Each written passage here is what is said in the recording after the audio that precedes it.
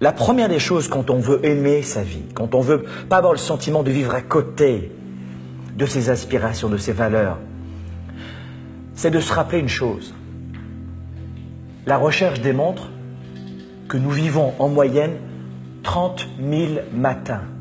Vous avez 30 000 matins depuis votre naissance à vivre.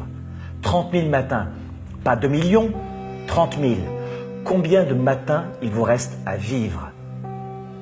Et ça, je sais que je suis rude, mais n'oubliez jamais ici que on n'a qu'une vie ici sur Terre et qu'elle est courte, et que ces 30 000 matins, libre à vous d'en faire ce que vous voulez.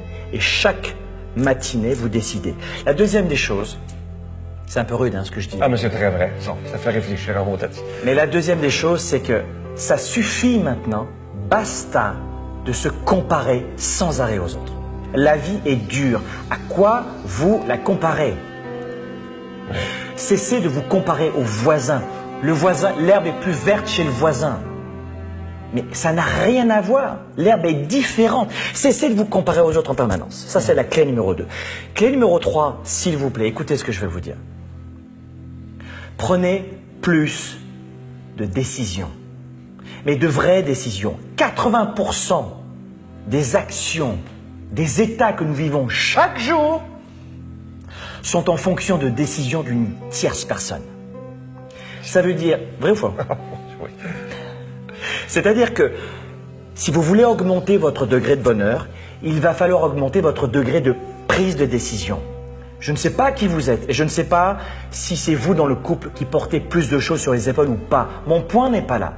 C'est que si vous décidez plus régulièrement, même de petites décisions, je veux manger dans ce restaurant, je veux décider ce que je vais faire cet après-midi, je veux décider ce que je vais penser, ce que je vais croire, ce que je vais voir, qui je vais être dans 5 ans, pas qui je voudrais être, mais qui je vais être dans 5 ans. Et je sais que je vais prendre des décisions pour devenir l'homme et la femme que je veux devenir dans 5 ans. Prenez plus de décisions. Peu de gens font ça.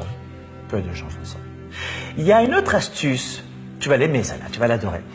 Ça tu le fais, je te connais, tu le fais. Écoutez-moi bien, celle-là c'est du bonbon. Anticiper les joies à venir.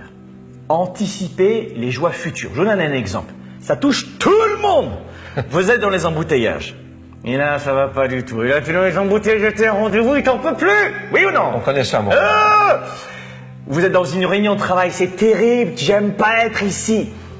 Anticipez les joies, la joie future de vous dire, dans 2 heures, je serai à la maison, avec mes enfants, avec mon conjoint, ma conjointe. Dans 2 heures, je pourrai prendre un bon bain. Et tentez de ressentir ce que vous allez vivre. Tentez d'apprécier, de respirer comme vous respiriez à ce moment-là, face à vos enfants, vos partenaires, les gens que vous aimez. Anticipez les joies à venir dans un moment de galère, de trouble et de tension. Ça, c'est du bonbon.